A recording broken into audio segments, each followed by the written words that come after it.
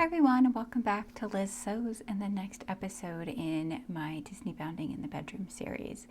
So last video you saw was me working on the mock-up for the Maleficent corset, and today I finally get to sew it together. So it took about a full day of just cutting out fabric, but I have it all here. So I've cut all of my pieces out in the couture. So this one is a quite stiff fabric, almost paper-like. Maybe hear it, but this is definitely what's going to add the strength to my corset. So all of the corset will be made out of couture. The back of the corset is just going to be a single layer of couture and nothing else, and then on the front of the corset I'm going to have a lot of fancy fabrics over here.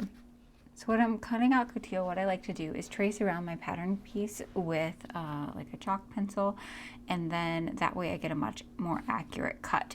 You can see here I've sort of like changed my mind on the angle of this upper cut piece, which is why you see the lines drawn in there. But so this is one of my front pieces that's going to be, it's cut on the fold, right? So it's going to form one side of the busk, and then the other one I have cut out in two pieces like this, so that I can insert the busk in between. So that's what I've done for all of these, just making sure that I'm lining up my fabric grain. Super important with the couture, because you don't get any like stretching or weird wrinkling like that. So in this one, you can see I've marked in where I want to put a boning channel running down the center of these. I'm going to put boning in all of the seams, but on some of the pieces like this one, which are especially large, I thought it would be nice to have another channel running down the middle of it, so just going to be a little bit more support. So I'm going to go ahead and put those bones in with this as a flat piece, as in before I started sewing up on either side to the next pieces, because that's going to be the easiest thing to work with. I've also gone in and marked my waist markings on these. I do need to sort of connect this line, so I have one continuous line, and that's going to help me make sure that I have a nice skinny waist at the center that's running continuously across my corset. So that's the whole couture layer. Let's also look at the fashion fabrics. So as I said, I'm only going to be using fashion fabrics on the front of the corset, just because I quite like how the single layer of couture is, and this is the thing where I want it to be like the most important.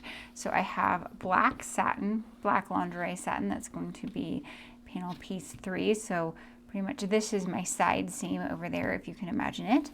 And then I have some aubergine satin that's going to be running on panel piece 2. So that's going to be forming half of the bust and sort of like coming down towards the center in a V. And then the thing that I'm really excited about is this lambskin leather that I had left over from bag making for years ago. So because I was working with just leather scraps that I had left over, I didn't have enough of them to sort of cut one of these on the fold, because that just takes up a lot of leather and my leather was not big enough. So I just cut 2 of them with my little like 5/8 of an inch seam allowance in the front. So on the side where the couture is going to be cut on the fold like this one, what I'm going to do is overlay my leather on top of it. And then I'm thinking about taking just some purple ribbon to sort of finish the edge over here, because once it's folded in half, what you'll see is sort of a nice clean edge like this, and then on the inside you'll just see a little bit of ribbon contrasting, covering up that edge. So I think that's going to be the prettiest thing to do. So my first steps today are going to be attaching all of my fashion fabrics to my couture and just basting around the sides of them. And then I'm also going to put in my boning channel on my flat pieces where necessary. So because leather is one of those sort of like one and done materials where you can't put holes in it repeatedly, I am using some Wonder Clips to just hold it to the couture for now. For this side over here, I'm going to use some wash away stabilizer. I can't imagine I'm ever going to be like washing this corset, so this will probably live in here indefinitely, but I am okay with that. And just putting that in to make sure that the leather stays put and doesn't move around when I'm seaming it in.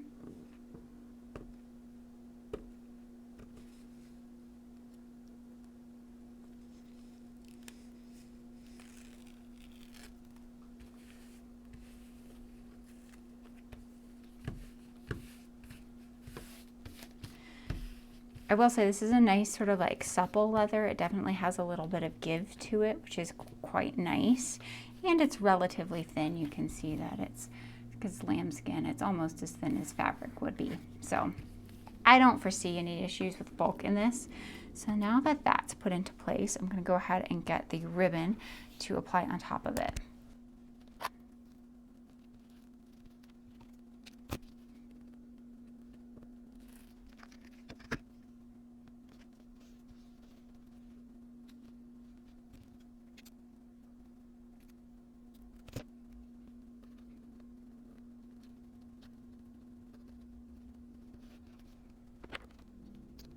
So now that I have that sort of like taped into place, I can go ahead and pretty confidently do edge stitching on either side of that ribbon to secure the leather in place and cover up that raw edge and just give me a nice, pretty, and clean inside.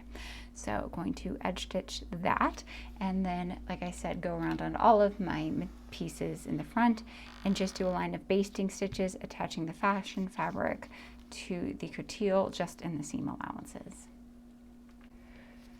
So all of my pieces have now been flatlined.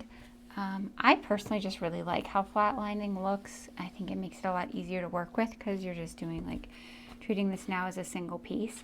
So the lingerie satin, which is this purple and black, has about 5% stretch in it, mechanical stretch. So I didn't worry about turn of cloth with this because I think with that 5%, it can stretch just enough to give me like a nice smooth layer over the top.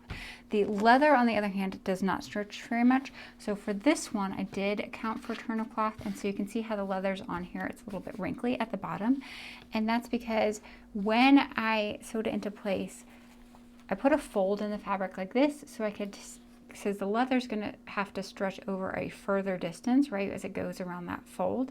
And so I need to make sure that I scooched my leather in just a little bit. So I put a fold in like that and clipped it into place and then sewed it. And that's why when it's laying flat, you can see this little bubble of material. But once it's going to be sewn into the garment itself, that little bubble will work itself out. And what you get is a nice flat piece of leather. So that's what I've done for the two front side panels. I've also stitched into place, edge stitched in my ribbon there, which I think is a really nice touch. I think it'll look really nice from the inside, and a good way of sort of overcoming that fact that I didn't have enough leather to cut this entirely out of leather. So you'll get leather on the front, which is like visible, but on the inside of the garment, it's just coutil, which is perfectly fine with me. So now, and then the last thing I did after flatlining was to put in my sort of boning channels on these flat pieces here. So you can see I've run a boning channel just down the center of it. I've used twill tape, and then underneath the twill tape I have a layer of coutil. So I did a strip of coutil and then twill tape sitting on top of it. That way the bone itself sits in between two layers of this really heavy duty coutil, and I'm not trying to like get the twill tape to do that heavy duty lifting, because I don't think that the weave on this is not too firm. Like, it's okay, but it's not so firm that it can like withhold a lot of stress from the bones themselves. So I've done those on the two front panels. So now the next step is going to be to start connecting these pieces together. Okay, so I've got 1 and 2, 2 and 3, 1 and 2, 3 and 4, and 5 and 6 sewn together, right? So I have three little pairings. And now I'm going to press them all. I think I'm going to press all of my seams towards the back. Because I'm working with pretty stiff fabric and very sturdy fabric, I'm really going to need to focus on my clippings. So like you can see here in the bust piece, it's not laying particularly smooth, and that's because I have all this like extra fabric where the seam allowance is bigger than the space it has to go in. So I'm going to go through, and before I press, sort of like clip and release all of those sections that need it. So let's see.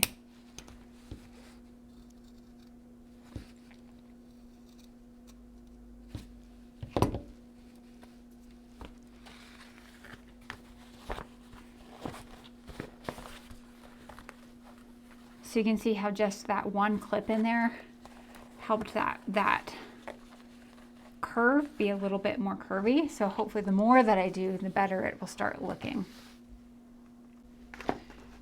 Okay, all of my clip-ins have been done. So you can see what it looks like where I've just taken out notches on the outward curves and just cut in on the inward curves. And I'm gonna go ahead and press it, but already with those notches in, you can see how the fabric now really just wants to sort of like form in that curved shape.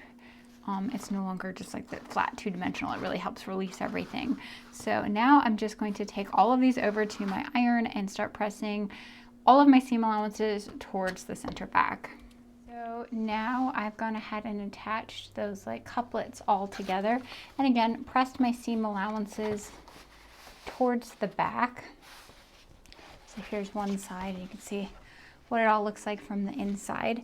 I think my next step is going to be to sort of baste in a waist tape just along here before I add my facings on the front and back and put in my busks. So for the waist tape, I'm just going to be using black twill tape. I know it's a little bit difficult to see, but of course that is the design of Maleficent. So I have obviously my waist marked in here, and you can see that it does form one continuous straight line. So I'm going to take my waist tape with the edge sitting on that line and the tape sitting above it, and I'm just going to baste it into place with some silk thread because I know this is something I'm going to be removing down the road. And I'm going to leave myself a little bit of extra on both the back and front sides. When I get to this section in the front here where I have leather, I definitely don't want to baste it in like putting needle pricks through, so I'll probably use just that sticky wash away tape there just to secure it in place, but for the rest of it I'm going to sew it. So slight change of plans. This coutil is way thicker than anything I've ever used before, and I'm just having a lot of trouble getting my hand needle through it, so I think I'm just going to sticky tape the entire thing down. So now with the waist tape sort of like temporarily put in place, I think I'm going to do my boning channels next because that will secure it down completely.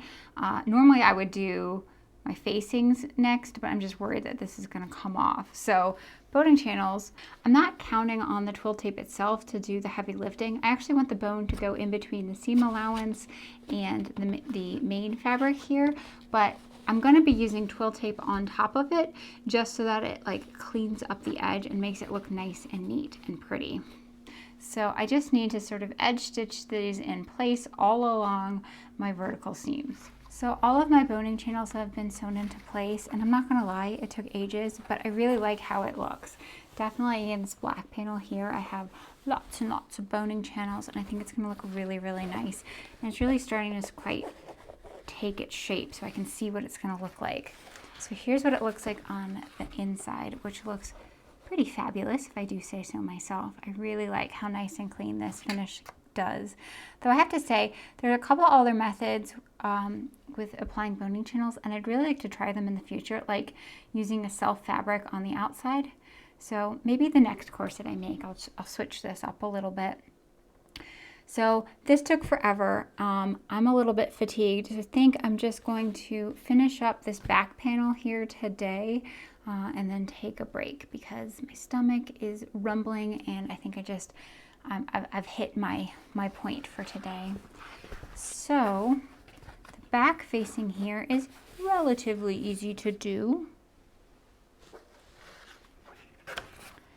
I just have another back piece, so identical to this one, I cut it out. So I'm going to sew this on with a 1-inch seam allowance down here. And then flip it to the inside and then sew down my 3 rows of boning channels. So it's the next day, so hopefully I can sort of finish this up today. Fingers crossed. So I did get all of the boning channels into the second side. Got all of the boning channels into the second side, as well as doing my sort of back facing pieces. So these are looking really nice and clean. So now I'm going to start doing the front busk section. So the side that has it not cut on the fold, I'm going to go ahead and lie my busk or my facing sitting on top of it. And then I just need to figure out where it is that the holes are going to be that allow me to stick my eyes out, because I want to make sure that, let's see, that looks good. So I'm just going to go in with my chalk marker.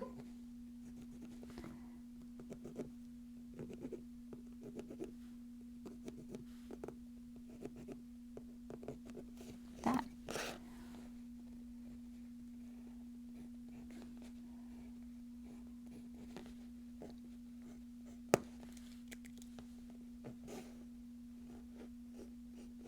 So when I'm sewing this up, I'm just going to sew down this 5/8 of an inch mark, and then make sure that I don't sew in all of those spaces where I've put X-ins.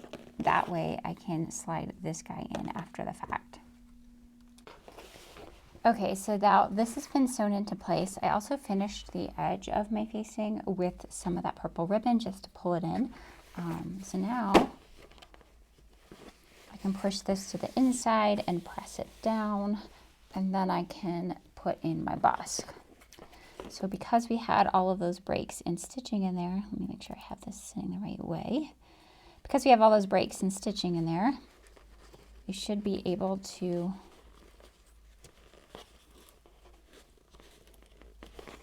sort of slide this in.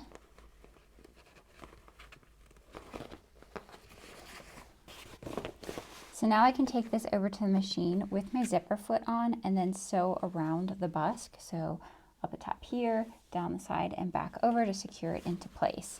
Of course, needing to make sure I am doubly sure of all of my stitches, because this section is leather and so I can't really pierce it more than one time. So I'm going to go ahead and do that. So the busk is all sewn in. I think it's looking really, really nice. I like how that looks a lot. Originally I was thinking I might run another boning channel in the front panel here between my two couture layers, but I think that I just like the look of that clean leather, so I'm gonna leave out those bonings, the extra boning in there. So now I can go ahead. So now on the other side, I can go ahead and fold this in half and press it. And then once I do that, I can figure out where I need to put my holes in. So now it's been pressed. I also edge stitched along here just to keep that firmly in place and sort of acts as a slight modesty piece just in the very center front. So now I'm going to align the edge of one with the other.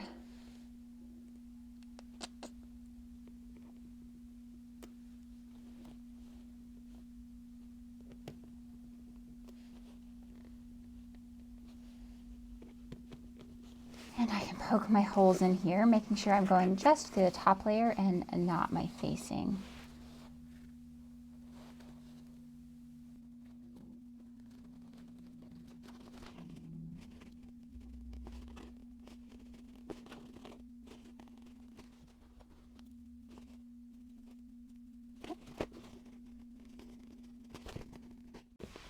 Okay, so now I have all of the pins poked through. And pretty similarly to the other side, I'm just going to go in with my zipper foot and sort of stitch around that busk piece to secure it into place. So getting pretty excited. It's really coming together. I think the next steps are going to be, I'm going to bind the top edge before I stick in my bones. So for binding the edges, I've just cut out strips, 1.5 inch strips of the lingerie satin that I used in this panel here. It does have just a slight amount of stretch to it, mechanical stretch, so I think that that's going to work out fine versus doing a bias cut strip. So I'm going to take my strip and apply it right sides together, give myself just a little bit of overhang, and then sew it along the edge at like 1/4 inch, and then flip it to the inside and then hand sew it into place. So I'm going to bind this V neckline edge first, so sew it on the outside and then hand sew it, and then go ahead and finish this edge second. That way I'm hoping that will help me get like a nicer, cleaner point at the top. So I think that's probably going to be all I can tackle for today, just because hand sewing is really slow for me. But I think if I get those bound, and then maybe I can start cutting out bones and that gets me into a good place. Getting very excited now. The finish on these I think looks really, really good. I did hand stitch them down just along the neckline. It was really hard. I had to use pliers just because the fabric was so thick. So on this edge, I ended up just doing machine stitching and stitching in the ditch, which I think is fine. It looks, you can't really see it from the outside, and obviously I'm not too concerned about visible stitching lines since this entire corset is covered in top stitching lines. And it still looks relatively neat from the inside, so I'm not too worried about it. So now with those done, the next step is to put in bones. Not necessarily going to film that just because I went through the process pretty in depth when I did my aerial corset a couple months ago, but basically how it operates is that I take my spiral steel boning, I cut it to the appropriate length for the channel, and then I cover it in just a little bit of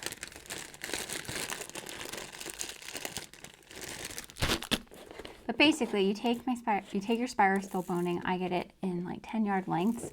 I cut it exactly how long I need for the channel, and then I will cap both ends with just some end caps like this, and that will be all of my bones. I have quite a few to do, so 1, 2, 3, 4, 5, 6, 7, 8, 9, 10, 11, 12 per side, so 24 in total. So I'm going to go ahead and get all of my bones cut to size and slid in. Okay, the bones are in and the bottom has been bound.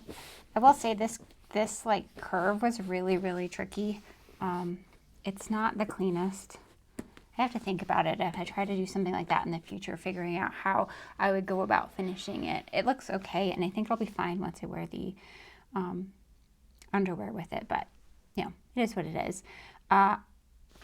The last thing I have to do before I can call this guy complete is just, of course, to put the grommets in on here.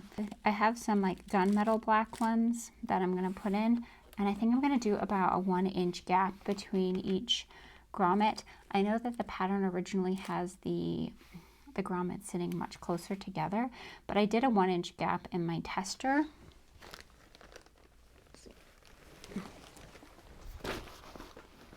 I did a 1-inch gap in this guy when I was testing the pattern, and it actually felt like it worked pretty well. Like it's a good distance apart to give you a lot of support, but that it also wasn't as difficult to sort of like lace up and stuff like that. So I think that's what I'm going to go ahead and do. Again, this is something that I've already shown in my aerial corset video, so I don't think I'm going to go through that again. So maybe I'll just stick these in and then I can show you what it looks like fully laced up. So here we have the finished corset. I think originally in my design, I did have some lacing coming up in the center front here, but I tried it on and I quite like how it looks with this dramatic V, so I think we're just going to leave it the way it is for now. I can always drop in some grommets down the road if I decide that I want to add that lacing back in. So really happy with how it looks with these different textures of the leather and the purple satin and the black satin in the front. And then in the back, I ended up just going with like the more traditional shoelace style laces. I put in the purple ribbon in the back, but it's really hard for me with purple ribbon to get this corset laced up properly. Not laced up, but like cinched down. The ribbon does not move as easily through the grommet, so I went ahead with this one just because it has such a tall back. It made it too difficult with the ribbon. So I mean, the black shoelace I think looks still just as good on the back of the corset, but it's a lot easier for me to lace up. And then let's see, looking at the inside, I'm really excited with how the inside looks. I think it looks really nice and clean and professionally finished with that twill tape in there that sort of like covers up all of my seam allowances. I like having that little bit of ribbon as the finish for all of my facings. I think it adds just a little bit of excellence, and so very happy with how this turned out. But before I show everyone how this looks, I'm going to go ahead and finish Maleficent and then sew it to you as a completed piece. So for the bottoms, I'm just going to do a really quick bottom out of this velvet stretch velvet that I have in my stash. I think the purple is perfect, and I think it'll contrast really nicely with the corset. So I pulled out my swim pattern block. So this one doesn't have a separate gusset. The gusset is attached to the front piece all in one go. I kind of like doing that with the velvet because I just don't like sewing with it. It's really hard for me to sew. So I like just having 2 pieces to deal with instead of 3. So I have the front and the back. So I'm going to go ahead and attach those at the gusset line and the side seams, and then finish it up with a little bit of black fold over elastic. So the panties are all done. I'm really happy with these. I think they'll coordinate nicely with my other sort of more wearable Maleficent bra that I was making this month as well. So I'm pretty happy about that. I did sort of cut these up really high on the leg here, like more of that 90s style, 80s style high cut leg, just because I think that looks really sexy, and I think that it will pair well with the corset. So now I'm just going to go ahead and get changed and show you the finished Maleficent look. I hope everybody has enjoyed this video and taking a look at how I put together the corset and underwear of the Maleficent look for the Disney Mounting in the Bedroom series. I'll see everyone next time. Take care.